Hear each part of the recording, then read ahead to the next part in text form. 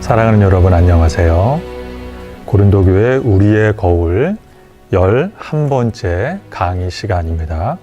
고린도교회 우리의 거울 강의는 오늘 시간을 포함하여 총 3번의 강의가 남았습니다. 오늘이 11강, 12강, 13강으로 고린도교회 우리의 거울, 고린도전서 후서, 책별 성경 공부는 대단원의 막을 내리도록 하겠습니다.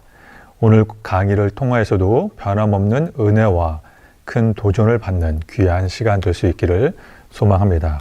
오늘 강의의 범위는 고린도 후서 5장에서 7장입니다. 고린도 후서 5장에서 7장이 오늘 강의의 범위입니다. 오늘 강의의 제목은 바울의 기쁨입니다. 오늘 강의의 제목은 바울의 기쁨입니다. 바울은 고린도 교회와 틀어진 관계를 회복하기를 원했고 무엇보다 고린도 교회의 신앙 자세가 올바르게 회복하기를 간절히 소망했습니다. 어느 정도 고린도 교회는 고린도 후서에서만큼은 바른 방향으로 회개하여 신앙의 제자리를 찾은 것으로 보여집니다. 그래서 바울은 오늘 강의를 통해서 배우시겠지만 기뻐합니다. 고린도 교회가 회개하고 바른 신앙의 자리로 돌아왔다는 소식을 듣고 바울은 기뻐하며 교회의 회복을 통해 바울은 위로를 얻습니다. 누구보다 교회를 사랑하고 교회를 위해 기도하며 교회를 위해 생명조차 아끼지 않는 바울의 모습은 우리가 본받아야 할 모습인 줄로 믿습니다. 물론 여전히 고린도 교회는 바울의 사도적 권위에 대해서 의심을 100% 철회하지 않고는 있지만 그럼에도 불구하고 고린도 교회가 정신을 드디어 차리고 회개하여 바른 신앙관과 바른 신앙 자세를 갖추어 가는 이 모습을 보며 바울은 기뻐하며 큰 위로를 누립니다. 그래서 오늘 11강의 강의 제목이 바울의 기쁨입니다. 우리들도 교회를 통해 기뻐하며 또 즐거워하며 그리고 바울처럼 교회를 통해 하나님이 주시는 위로를 받아 누리는 우리 모두가 되기를 간절히 소망합니다.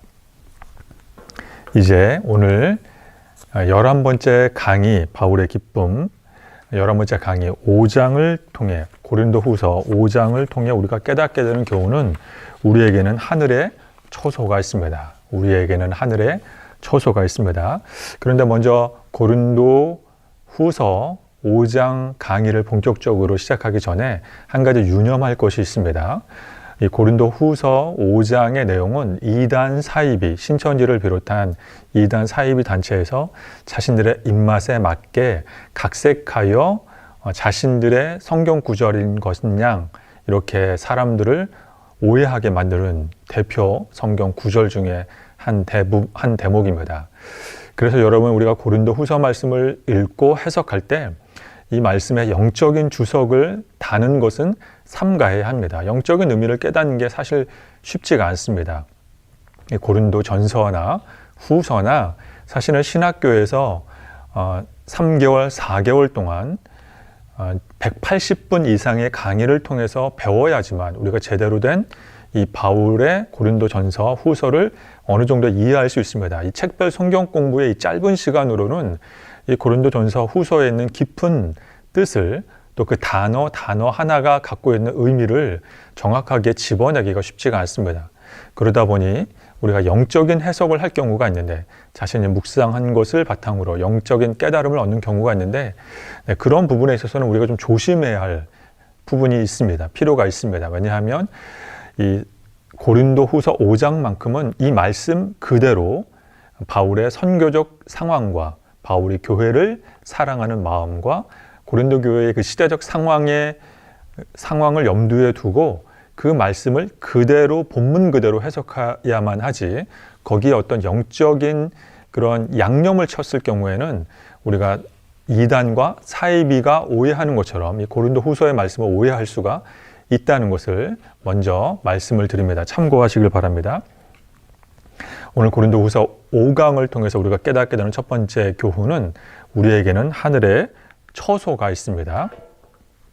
고린도 후서 5장 1절부터 차근차근 한번 읽어보도록 하겠습니다.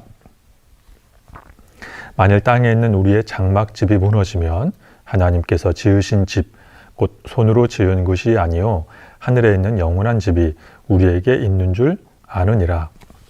바울은 먼저 땅에 있는 우리의 장막집이 있다라고 말합니다. 이 장막집이라고 하는 것은 일종의 비유 표현인데 이것은 우리의 육체, 우리의 몸을 뜻하는 것입니다. 우리의 육체, 우리의 몸. 그리고 2절에서 바울이 또 이렇게 말을 합니다. 참으로 우리가 여기 있어 탄식하며 하늘로부터 오는 우리 처소로 덧입기를 간절히 사모하노라. 그래서 2장 2절에서는 바울이 사모하는 처소가 있다. 하늘에서부터는 처소가 있다라고 말합니다.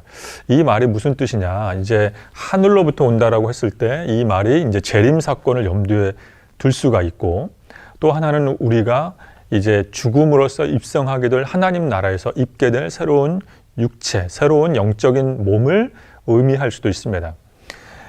분명한 것은 우리의 땅을 살 동안에 이 땅에 두 발을 내딛고 살 동안에 있는 우리의 육체인 장막집이 있으며 우리가 이제 하나님 나라에 입성했을 때 또는 예수님의 재림으로 맞이하게 될 하나님 나라가 이 땅에 도래했을 때 그때 우리가 하늘로부터 오는 우리에게 오는 처소가 있다라는 것입니다. 4절 말씀입니다. 참으로 이 장막에 있는 우리가 짐진 것 같이 탄식하는 것은 벗고자 함이 아니요 오히려 덧입고자 함이니 죽을 것이 생명의 삼킨 바 되게 하려 함이라. 그래서 4절에 보면 지금 우리의 이 땅에 우리가 입고 있는 육신의 몸, 이 장막집이 있는데 이것은 짐진 것과도 같이 탄식하게 만드는 상태를 우리에게 제공합니다. 그래서 우리의 육신이 우리에게 주는 육체적인 한계, 육체적인 부족함, 연약함들을 우리가 알고 있습니다. 그래서 장막집이 짐진 것 같은 탄식의 상태를 우리에게 제공하지만 이것은 벗는 것이 목적이 아니라고 합니다. 오히려 이 육체 그대로 하늘로부터 오는 새로운 처소를 통해 덧입는 것이다. 그러니까 우리의 육체를 바울은 하찮게 여기거나 이 육체가 헬라 로마 시대의 이원론처럼 포기하거나 내팽개쳐버릴 그런 것이 육체가 아니다라고 말합니다. 오히려 우리의 육체를 소중하게 여기고 거기에 예수님의 재림사건 혹은 우리가 죽음의 그 순간을 넘어서서 하늘로부터 새로운 처소를 덧입는다라는 표현을 쓰고 있는 걸 우리가 주목해 보아야 합니다. 이렇게 되는 이유는 바로 여기서 나와 있는 것처럼 죽을 것을 생명이 삼켜버리기 때문입니다. 즉 죽음보다 더 강한 것은 생명이기 때문에 이와 같은 놀라운 신비한 현상을 우리가 체험할 수 있다라고 바울이 말합니다. 5절 말씀 곧 이것은 우리에게 이루게 하시고 보증으로 성령을 우리에게 주신 이가 하나님이시다. 그래서 이것을 이루게 하시고 또 우리가 이것을 보증을 해주시는 분이 성령님. 근데 이 성령님은 하나님이 우리에게 주신다라고 말씀하십니다. 그래서 하나님이 우리에게 성령을 주셔서 이것을 이루게 하시고 우리 마음속에서 확신을 얻게 하는 성령의 역할, 이것은 하나님이 우리에게 주신 것이다 라고 말을 하고 있습니다. 10절 그리고 더 나아가 이제 우리가 하늘로부터 오는 처소를 덧입을 때 우리의 이 육체를 버리는 게 목적이 아니라 이 육체 그대로 하나님께 나아가 거기에 하늘로부터 오는 처소를 덧입을 때 더 나아가 우리에게는 반드시 최후의 심판대 앞에 우리가 서게 될 때가 있다. 최후의 심판대 앞에 섰을 때 우리는 우리의 몸, 그러니까 우리의 땅에 있는 장막집을 입고 살아갈 때에 우리가 행동했던 우리의 언행을 기초로 판단받는 날이 있을 것이다 라고 바울이 말하고 있습니다. 지금 바울은 5장에서 죽음 이후에 이 회복되는 것에 대해서 하늘의 처소를 입는 이 회복의 상태, 이 소망의 상태에 대해서 이 새로운 주제를 지금 고린도 교회 성도들에게 설명을 합니다.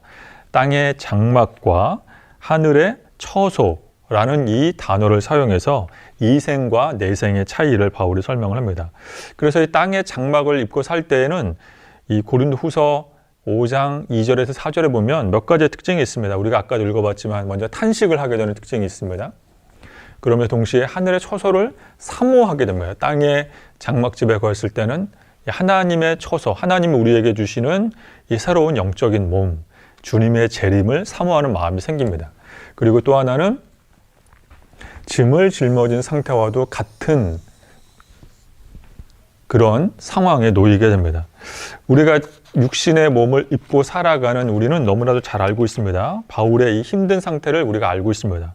한마디로 우리가 이 땅의 장막집을 우리가 이 육신을 입고 살아갈 때 이 현실 세상은 피곤하고 어렵고 힘들고 스트레스가 가득한 곳이다 라는 것입니다. 바울도 그것을 잘 알고 있고 우리도 이러한 바울의 심정을 너무나도 잘 이해합니다. 왜냐하면 우리가 살고 있는 현실 세상은 각박하고 범죄가 날로 기승을 부리고 흉악해지고 세대 간의 갈등, 빈부격차, 이념의 갈등이 갈수록 첨화되고 심해지고 있기 때문입니다.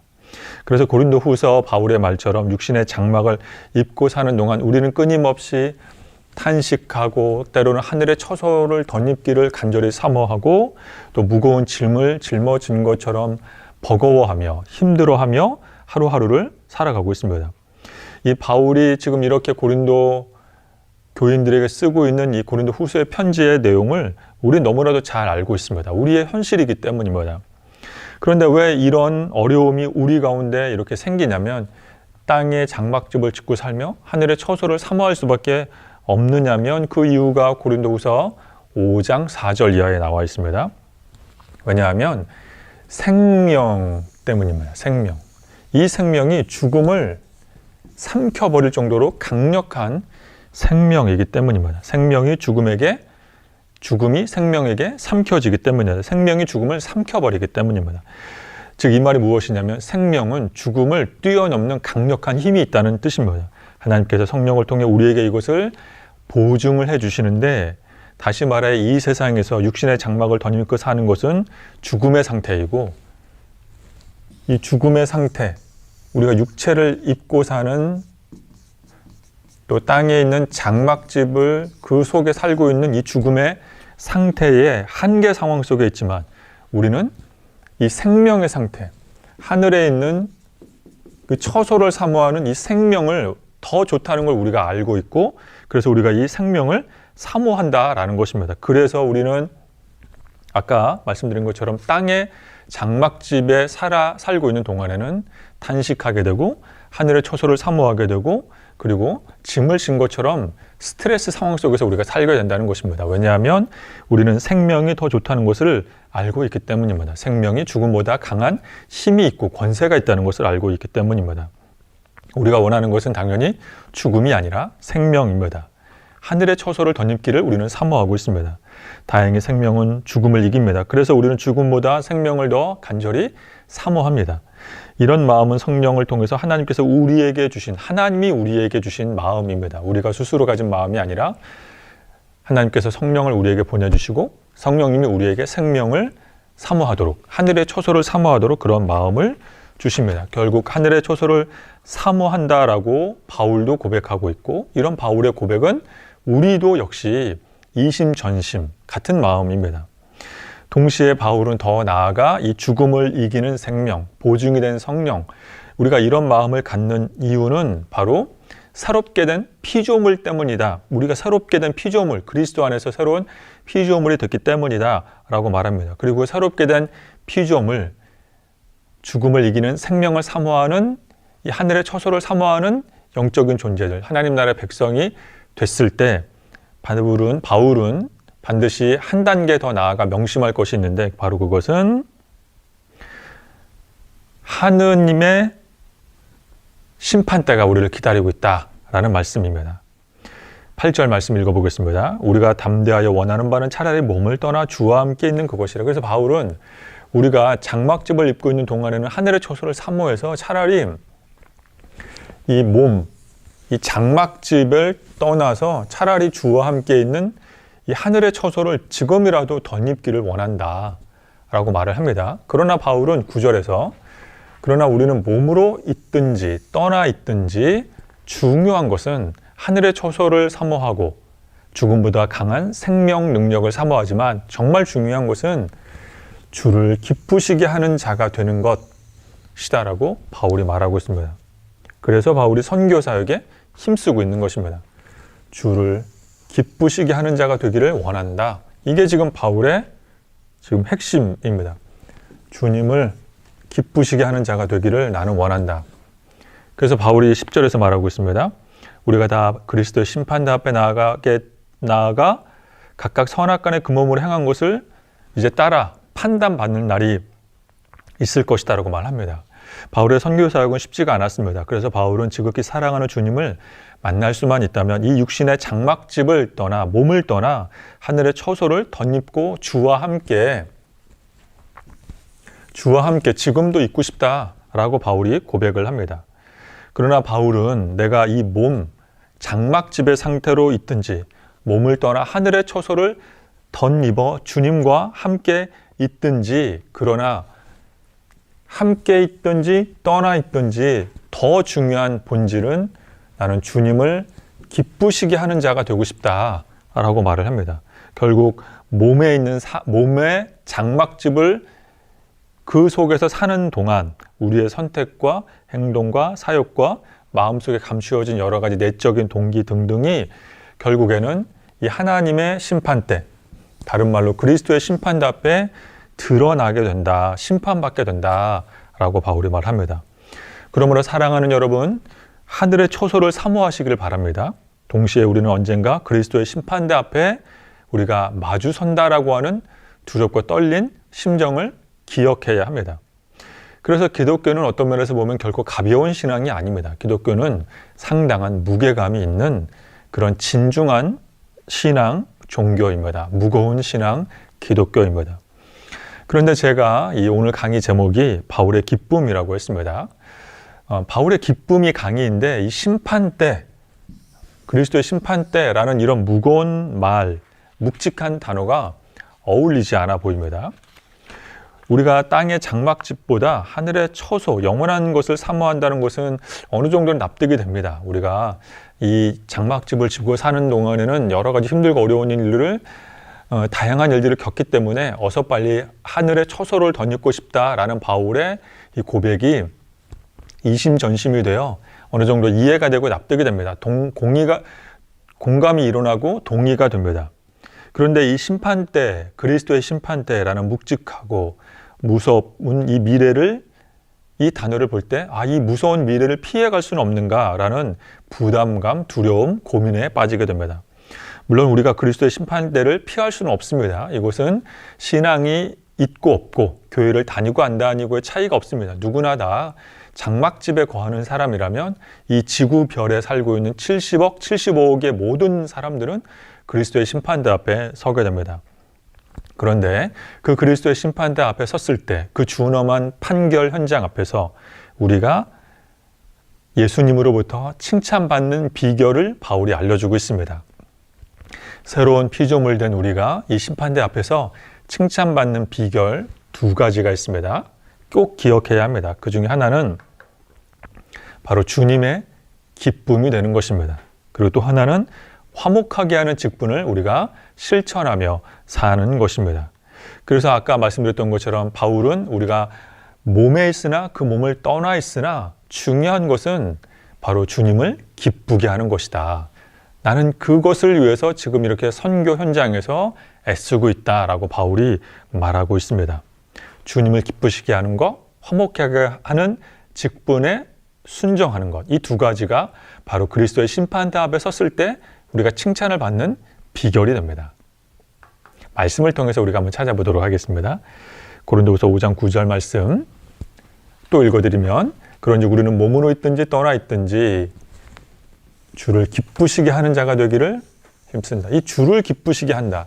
바로 이것이 우리가 심판대 앞에서 칭찬받는 첫 번째 비결이 되는 것입니다. 사랑하는 여러분, 아무쪼록 우리가 범사에 주님의 기쁨이 되기를 힘쓰며 애쓰며 살아갈 수 있기를 예수님의 이름으로 축원드립니다. 두 번째 18절 말씀입니다. 모든 것이 하나님께로부터 났으며 그가 그리스도로 말미암아 우리를 자기와 화목하게 하시고 또 우리에게 직분을 주셨습니다. 어떤 직분? 바로 화목하게 하는 직분을 주셨다라고 말하고 있습니다. 이 화목하게 하는 직분, 원래 이 화목하게 하는 직분은 우리의 역할이 아니라 예수님의 역할입니다. 예수님께서 죄인된 인간과 하나님 사이를 십자가의 다리를 놓아 화목하게 하는 직분, 사역을 감당하셨습니다. 예수님의 직분이십니다. 이었습니다. 그런데 이것을 하나님께서 우리에게, 바울에게 맡기시고 계십니다. 자, 19절에 나와 있습니다. 곧 하나님께서 그리스도 안에 계시사 세상을 자기와 화목하게 하시며 그들의 죄를 그들에게 돌리지 아니하시고 화목하게 하는 말씀을 우리에게 부탁하셨느니라. 그러므로 우리가 그리스도를 대신하여 사신이 되어 화목하게 하는 사신이 되어 하나님의 우리를 통하여 너희를 권면하시는 것 같이 그리스도를 대신하여 간청하노니 너희는 하나님과 화목하라. 지금 그래서 바울이 말하고 있습니다. 하나님께서 그리스도 안에서 화목하게 하셨다. 즉 화목하게 하는 이 원래의 직분, 이 사역은 예수님의 하셨던 일입니다. 그런데 이 예수님이 하신 이 사역을 지금 바울과 바울의 선교팀에게 부탁하셨다. 이 화목하는 사역을 맡기셨다라고 바울이 말하고 있습니다. 그래서 바울이 이제 그리스도를 대신해 화목하게 하는 대사가 되어 화목하게 하는 사신, 화목하게 하는 신하, 대사가 되어 이제 하나님이 우리를 통해 마치 하나님이 그리스도를 통해서 화목하게 하는 사역을 하셨던 것처럼 이제는 하나님께서 바울의 선교팀을 통해서 화목하게 하시는 사역을 하시는데 그렇기 때문에 고린도 교회 너희는 하나님과 화목해야 한다라고 말하고 있습니다. 정리하면 그렇습니다. 바울은 이제 그리스도의 심판대를 피할 수 있는 사람은 아무도 없지만 그리스도의 심판대 앞에 섰을 때 이 심판대가 두려움이 아니라 기대감과 소망을 갖게 하는 비결은 첫 번째, 하나님의 기쁨이 되는 것. 두 번째, 하나님의 맡기신 이 직분, 화목하게 하는 직분을 수행하는 것, 실천하는 것이다 라고 말하고 있습니다. 그래서 바울은 바로 그런 두 가지 항목을 실천하며 순종하며 사는 사람들이 새로운 피조물, 그리스도의 심판대가 두렵지 않은 그리스도의 심판대를 사모하고 소망하는 사람들, 바로 새로운 피조물이다 라고 바울이 말하고 있습니다. 사랑하는 여러분, 바로 저와 여러분이 새로운 피조물 된 줄로 믿습니다. 그리스도는 죄인 인간과 하나님 사이를 화목하게 하시기 위해 십자가와 죽음을 단행하셨습니다. 그것이 우리 예수님의 화목하게 하시는 사역입니다. 그리고 바울도 그리스도의 사명을 따라 선교 사역을 통해 교회와 하나님이 화목하도록 애쓰는 화목해 하는 사역을 충성했습니다. 그리고 그것이 주님을 기쁘게 하는 것이라고 말하고 있습니다. 바울은 고린도 교회가 하나님과 화목해라.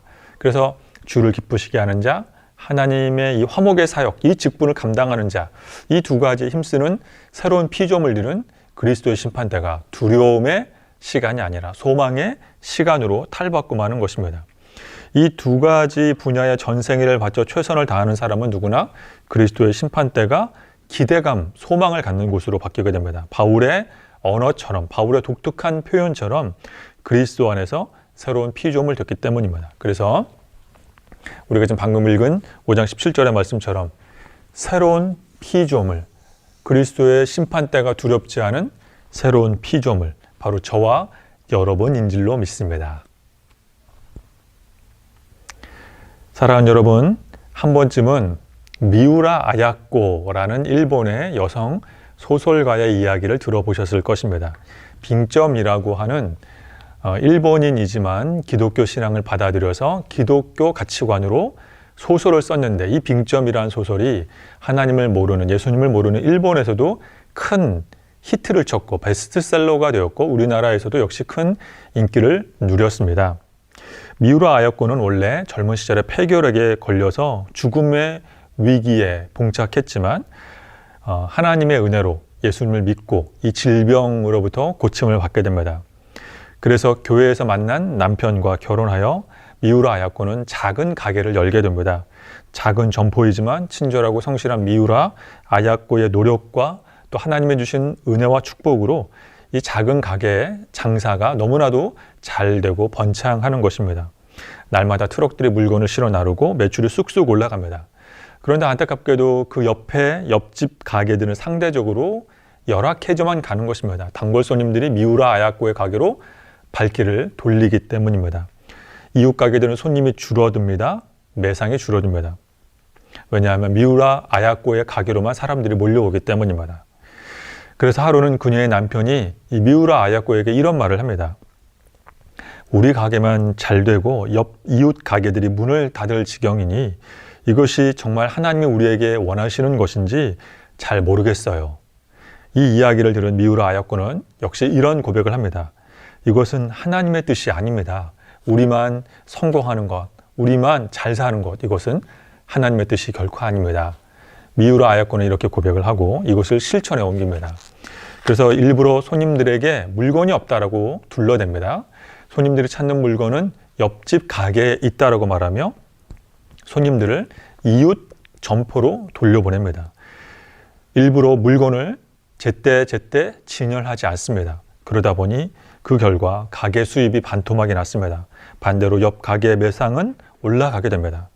미우라 아야코는 이렇게 자신이 손해를 보더라도 이웃 가게들과 화목하게 하려는 역할, 화목하게 하는 직분을 감당하려고 했습니다. 그런데 이곳으로 미우라 아야코의 인생이 끝난 게 아닙니다. 미우라 아야코는 이제 자신의 경제적인 수입을 손해를 감수하고 옆에 이웃 가게들과 화목하게 하는 역할을 감당했을 때 이제 수입이 줄어들다 보니 생기게 된 여유로운 시간을 통해서 그녀는 평소에 원했던 소설을 쓰기 시작하고 그 소설이 바로 그 유명한 빙점, 예수님의 용서를 담은 빙점 소설이 되는 것입니다. 그렇습니다. 바로 이 미우라 아야코의 태도가 바울이 말하는 화목하게 하는 직분의 모습입니다. 세상과 다른 이런 특징들은 하나님이 우리에게 요구하시는 것입니다. 물론 쉽지 않습니다. 어려운 것입니다. 그러나 곰곰이 생각해 보면 바울이 살던 시대나 미우라 아야코가 살던 시대나 21세기 현 시대나 언제나 현실 세상은 냉정하고 고통과 슬픔과 경쟁뿐인 곳입니다. 경쟁한다는 것은 누군가는 승리하고 누군가는 도태되고 누군가는 그 사이에서 이기심과 또 열등감과 자기 기만과 자인 과의식과 자기 자신만 아는 존재로 그런 괴물 같은 죄인으로 탈바꿈한다라는 것입니다. 그런데 눈물과 애완투성이의 현실의 삶이지만 우리 믿는 사람들이 세상 사람들과 달라야 하는 점이 있는데 달라야 하는 태도가 있는데 그것은 바로 바울이 말한 것처럼 미우라 아야코가 실천으로 보여준 것처럼 화목하게 하는 태도로 살아갈 때 우리는 그리스도의 심판대가 두려움의 시간이 아니라 소망의 시간이 될 줄로 믿습니다. 바울의 표현처럼 우리는 어서 속히 장막집을 벗어나 하늘의 처소로 나아가길 원하는 새로운 피조물이 됐음을 믿으시길 바랍니다. 왜냐하면 죽음보다 생명이 더 강하기 때문입니다. 사랑하는 여러분, 우리에게는 하늘의 처소가 예비되어 있음을 믿으시길 바랍니다. 그것은 우리가 간절히 바라는 회복이며 소망입니다.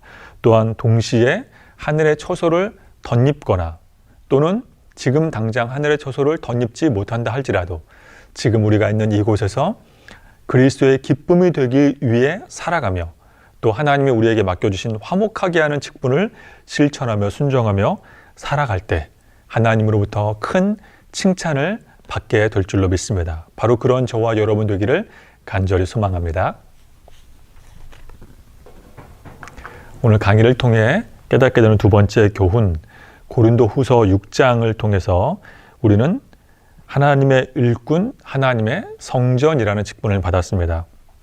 우리는 바울처럼 하나님의 일꾼, 하나님의 성전이라는 직분을 받았습니다. 이제 고린도후서 5장을 넘어가 6장 말씀, 6장 1절부터 차근차근 살펴보도록 하겠습니다. 우리가 하나님과 함께 일하는 자로서 너희를 권하노니 하나님의 은혜를 헛되이 받지 말라. 바울이 말하고 있습니다. 우리는 하나님과 함께 일하는 자라고 말하고 있습니다. 그리고 4절 말씀, 이 모든 일에 하나님의 일꾼으로 자천하였다. 같은 동의어이면 하나님과 함께 일하는 자, 하나님의 일꾼. 또 16절에서는 바울이 이렇게 말하고 있습니다. 우리는 하나님의 성전이다. 하나님의 우상과 다른, 벨리알과 다른 하나님의 성전이다. 그래서 하나님께서 과거의 히브리 민족, 광야에 있었던 히브리 민족에게 하셨던 그 언약의 말씀, 나는 그들에게 하나님이 되고 그들은 나의 백성이 되리라. 이 선지 모세와 또 이사야, 에스겔 이 선지자들에게 주셨던 말씀, 이 말씀을 다시 바울이 재차 고린도후서에 인용하며 우리가 하나님의 성전이 되었다 라고 말하고 있습니다. 같은 뜻입니다. 표현은 다르지만 같은 뜻입니다. 그래서 바울이 고린도후서 6장 3절에 보면 직분을 받았다라고 말합니다. 고린도후서 6장 3절에 보면 직분을 받았다라고 말하는데, 그것은 고린도후서 5장에서 화목하게 하는 직분을 받았다라고 말하고, 그리고 6장에서는 하나님과 함께 일하는 직분을 받았다라고 말하는 것입니다. 그러니까 이것이 약간 표현은 다르지만 같은 뜻입니다. 하나님의 일꾼, 하나님의 성전, 직분, 다 이 모든 것은 같은 뜻입니다. 즉 바울이 지금 선교 사역으로 예수님의 제자가 되어 사도가 되어 나는 지금 이 선교 사역 사명을 감당하고 있다라는 것입니다. 우리가 이제 이 부분에서 잠깐 한번 참고적으로 바울의 고난의 이력서를 한번 짚고 넘어갈 필요가 있습니다. 고린도후서 6장에서도 역시 변함없이 이 바울의 고난 이력서가 나옵니다. 고린도후서의 전반적인 특징은 바울이 자신이 당한 고난에 대해서 비교적 상세하게 기록해 놓았는데, 먼저 첫 번째 고난의 이력서가 고린도후서 1장에 나옵니다. 두 번째 고난의 이력서가 고린도후서 4장, 세 번째 고난의 이력서가 고린도후서 6장, 네 번째 마지막 고난의 이력서가 11장에 나옵니다. 그리고 이제 7장이라든지 군데군데 작게 소량으로 바울이 자신의 고난당한 이야기를 소량의 글로 남겨놓았지만, 대표적으로 고린도후서에서는 이 1장, 4장, 6장, 11장에서 이제 바울의 고난에 대한 이력, 고난당한 스토리가 나와 있습니다. 그런데 지난 시간에도 말씀드렸던 것처럼 바울이 왜 이렇게 고난당한 이야기를 고린도 교회에게 반복해서 말하냐면, 바울이 고난당한 이유는 바로 사도이기 때문이 고난을 당했다라고 바울이 지금 주장하는 것입니다. 바울은 그리스도의 사도로 부름받지 않았다면, 율법 교사, 바리새인으로 살았다면 이런 고난을 당할 일이 없는데, 이렇게 고난당하는 이유는 바울이 사도가 됐기 때문에 이런 1장, 4장, 11장에서 고난을 당한다라고 바울이 말하고 있는 것입니다. 바울의 사도 직분을 의심하는 고린도 교회의 모습을 바울이 감지할 때마다 바울은 고난당한 이력서, 사도가 됐기 때문에 당해야만 하는, 감내해야 하는 이력서, 내가 왜 사도가 됐느냐? 고난당한 것이 증명된다, 증명한다 라고 바울이 말하고 있습니다. 바울이 고난당한 이유, 사도이기 때문입니다. 그런데 지금 우리가 알고 있는 고린도후서 이 6장의 고난의 스토리는 약간 다른 특징이 있습니다. 이게 약간 다르다는 거. 고린도후서 6장에서는 바울이 하나님의 직분을 받았기 때문에 내가 고난을 당한다라고 바울이 말하고 있습니다.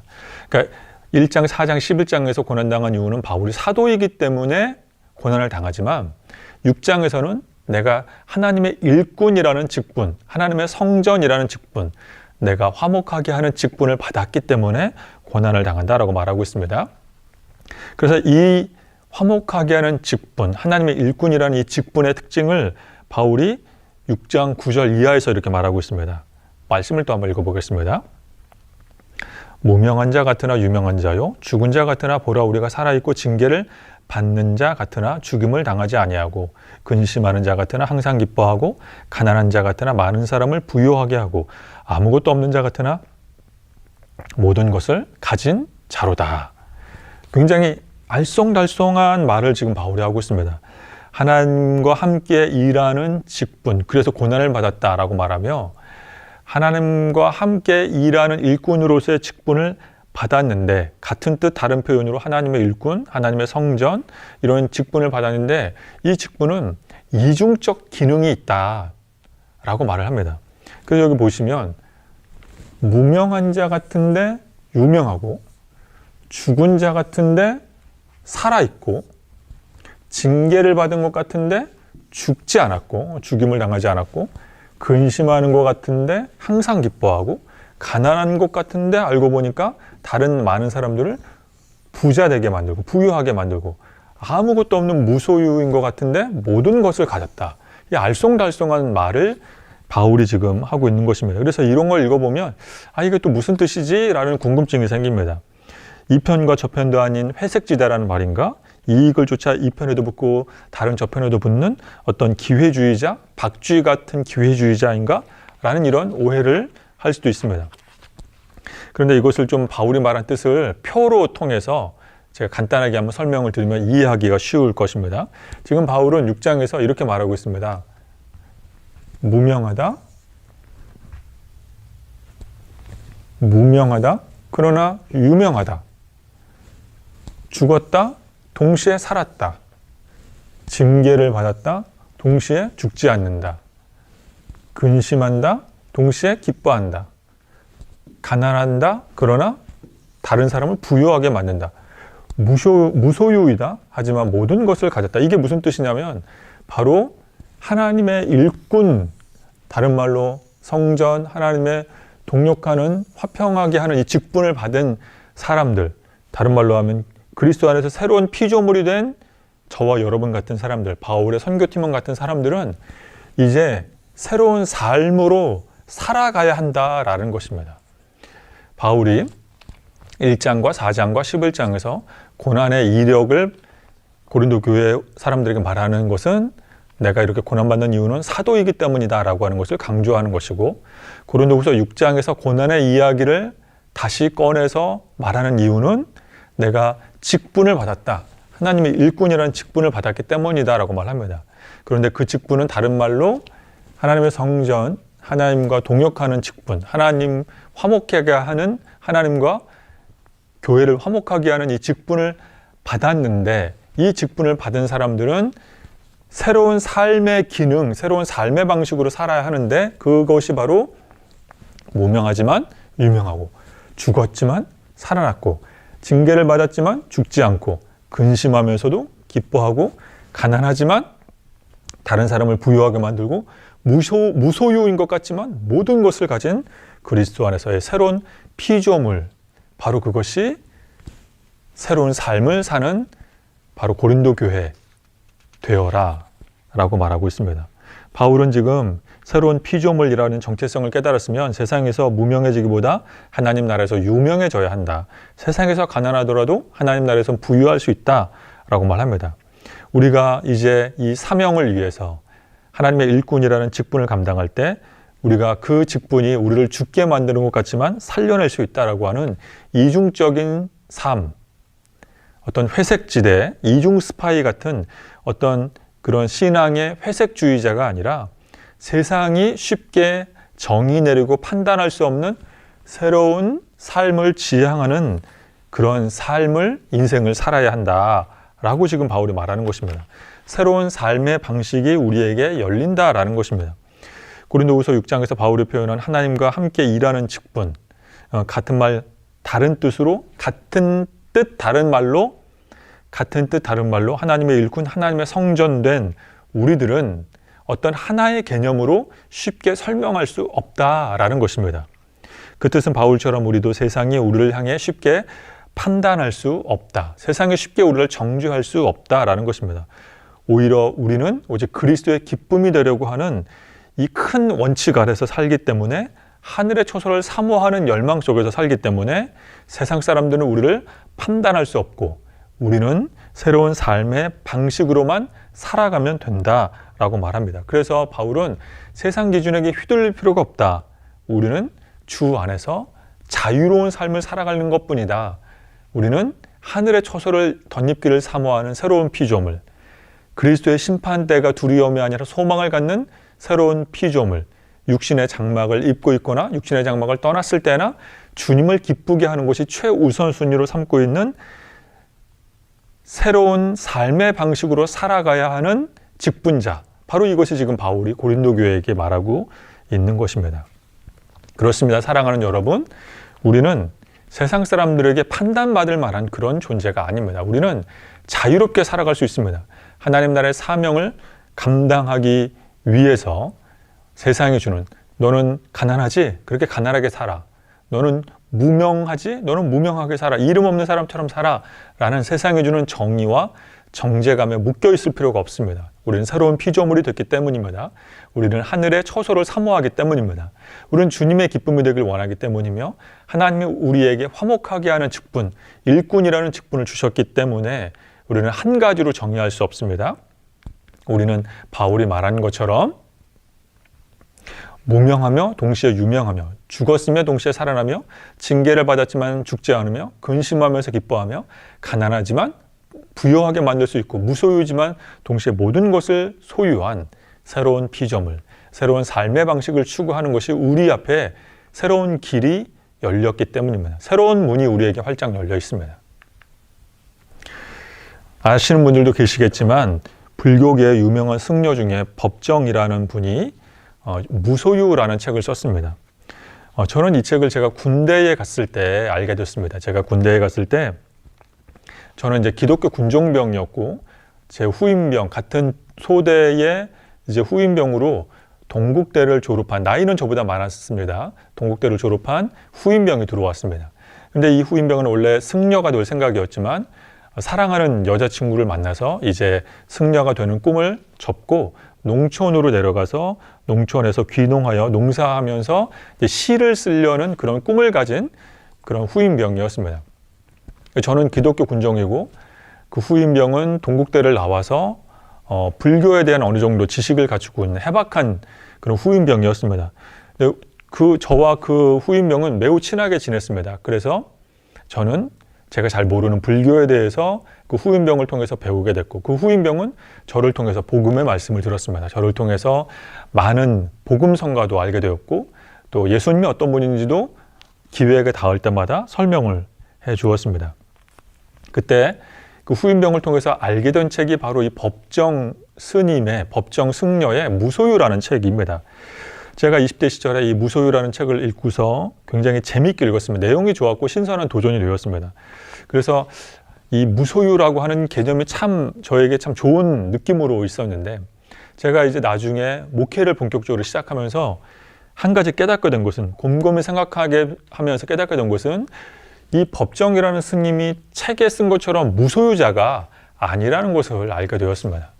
사실 이 책은 큰 성공을 거두었습니다. 그래서 수차례 인쇄되었고 인기가 있었고 이 스님은 사인회도 많이 했고 이 책으로 인해서 경제적인 이윤과 혜택을 많이 누렸습니다. 또 책에도 나와 있듯이 이분은 종종 유럽, 미국, 남미 이런 세계 곳곳을 여행을 하면서 좋은 것을 보고 맛보고 체험을 했습니다. 여유롭게 살았습니다. 죽는 그날까지 이분은 사실 무소유가 아니었습니다. 무소유를 말했지만 많은 것을 소유한 승려였습니다. 반면에 우리나라의 많은 개척교회 목사님들이야말로 무소유자다, 진정한 무소유자다라는 것을 저는 알게 되었습니다. 개척교회 하시는 목사님들, 시골 농촌과 어촌 마을에서 목회하시는 분들이야말로 진정한 무소유자들입니다.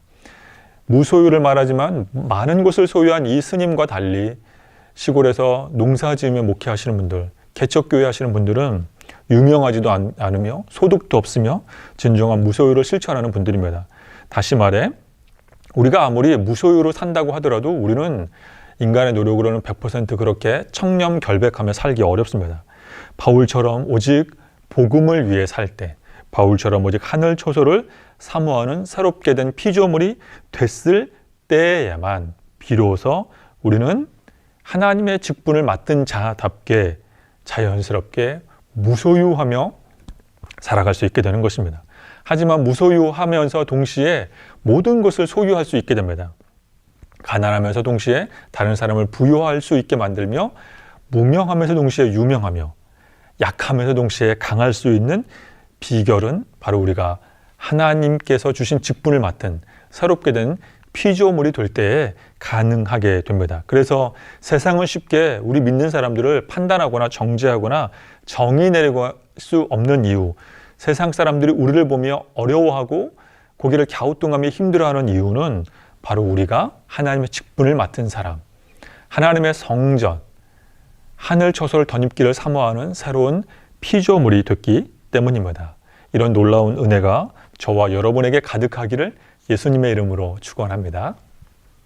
우리는 바울처럼 하나님의 일꾼, 직분을 맡은 자, 하나님의 성전인 줄로 믿습니다. 이제 오늘 11강을 통한 세 번째 깨달음, 고린도후서 7장을 통한 교훈입니다. 고린도후서 7장을 통해서 바울이 기뻐하는 이유는 고린도 교회가 회개했기 때문입니다.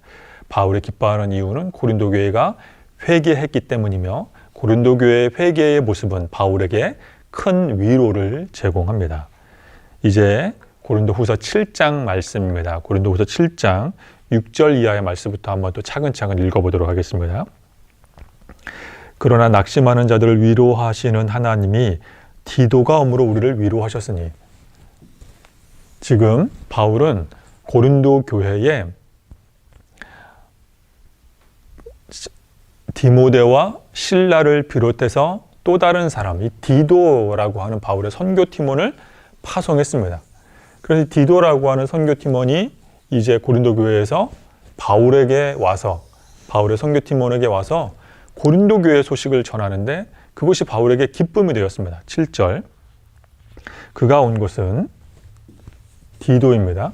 이 디도가 온 것은 그가 온 것뿐만이 아니었고 오직 그가 너희에게서 받은 그 위로로 위로하고 너희의 사모함과 애통함과 나를 위하여 열심히 있는 것을 우리에게 보고함으로 나를 더욱 기쁘게 하였느니라.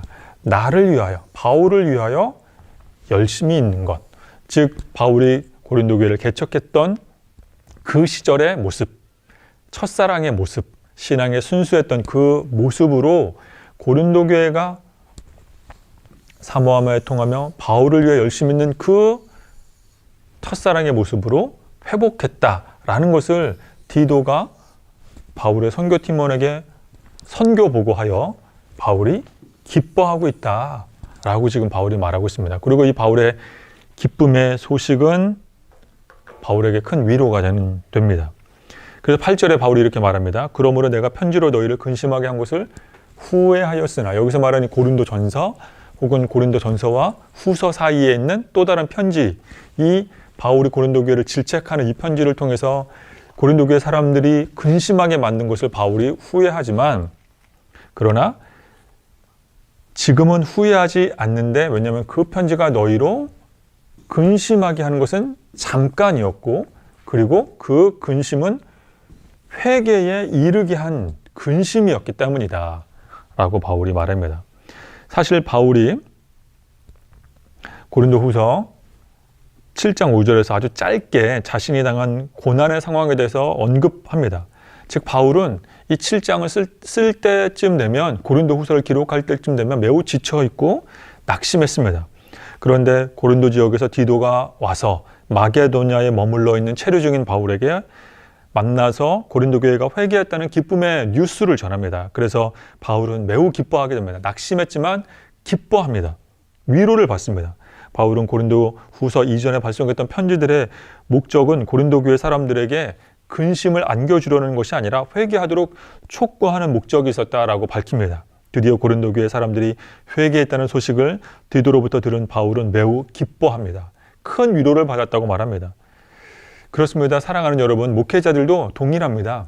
오늘날의 목회자들도 기뻐하는 순간은 교회가 회개하며 하나님의 뜻에 순종하고 하나님의 기쁨이 되려고 하고, 또 하나님 나라와 복음을 위해서 선교하며 순종하며 살아갈 때 목회자는 기뻐합니다. 목회자는 교회의 모습을 보며 큰 위로를 받습니다. 바울도 마찬가지입니다. 바울도 고린도 교회 사람들이 잠깐 바울의 편지를 받고 근심했지만, 그러나 그것은 잠깐이었고 회개에 이르렀다는 이 디도의 뉴스를 듣고 바울은 기뻐합니다. 그렇습니다. 바울은 근심의 목적은 결국에 회개를 이루는 것이었다라고 말합니다. 하나님의 뜻대로 하는 근심은 후회할 것이 없는 구원에 이르는 회개를 이룬다라고 바울이 지금 말하고 있습니다. 그러나 세상 근심은 사망을 이루지만 바울이 편지를 써서 고린도 교회 사람들을 잠깐 근심하게 만드는 것은 바로 생명을 얻는 회개에 이르게 하기 때문이다. 그래서 바울은 기쁘다, 바울은 위로를 받는다라고 말하고 있습니다. 회개에 이르는 근심이 있고 구원에 이르는 회개가 있다라고 바울이 말하고 있습니다. 그렇습니다. 사랑하는 여러분, 바울도 강철 심장을 지닌, 선교에 있어서만큼은 피도 눈물도 없는 강철 심장을 지닌 그런 인물인 것처럼 보이지만 바울도 위로가 필요합니다. 사실 바울뿐만 아니라 저도 그렇고 우리 영상을 시청하는 많은 성도님, 교우님들도 마찬가지일 테고 현대인들은 위로가 필요합니다.